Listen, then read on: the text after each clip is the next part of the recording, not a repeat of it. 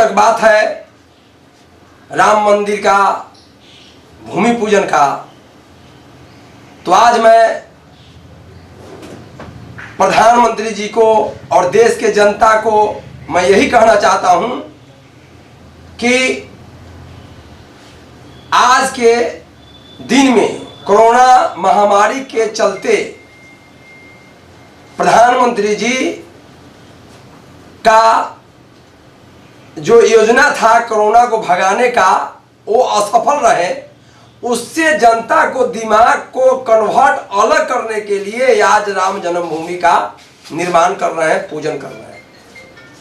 आज इनको करना चाहिए पूरे भारत में हर स्टेट में कम से कम कोरोना महामारी के बचाव के लिए हॉस्पिटल खोलने की आवश्यकता है। आज हॉस्पिटल खोल के जनता को बचाने की आवश्यकता है कि न राम जन्मभूमि की आवश्यकता है।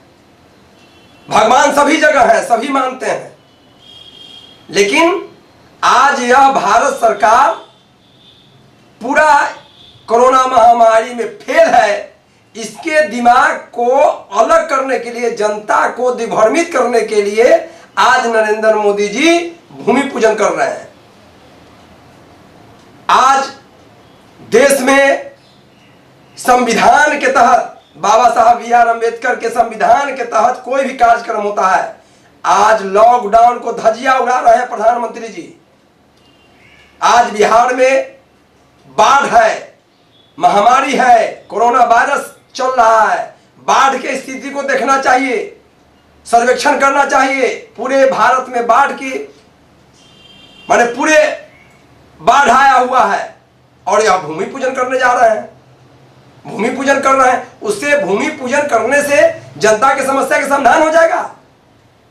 बाढ़ में जनता को दूध, दिन का खाना पानी का व्यवस्था करना चाहिए, मवेशी का खाने का चारा का व्यवस्था करना चाहिए। आपको जनता के हिफाजत के लिए कोई प्रोग्राम बनाना चाहिए। हमेशा बिहार में बाढ़ आ जाता है, ये क्या प्रोग्राम बनाते हैं? आज तेजस्वी जी बाढ़ में पूरे जगह घूम रहे हैं और नीतीश कुमार घर में सोए हुए हैं।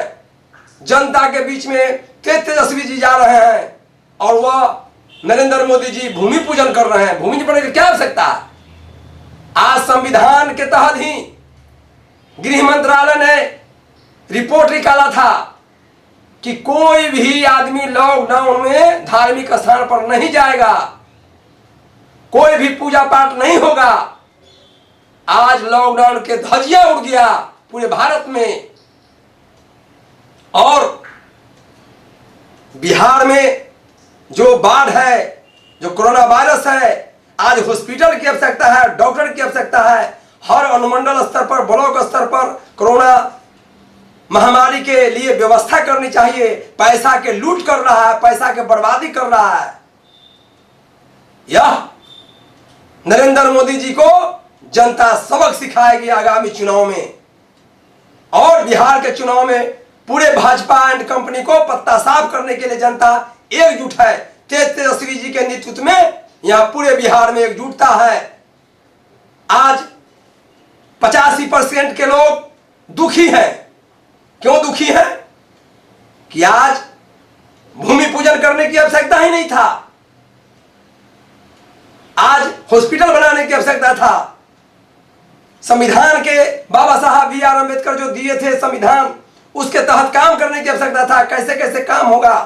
आज सुशांत सिंह राजपूत का जो सीबीआई जांच हो रहा है, अगर संविधान में अंबेडकर साहब नहीं लिखे होते तो बिहार सरकार क्या अनुशंसा करता और सुप्रीम कोर्ट बात मान लेता।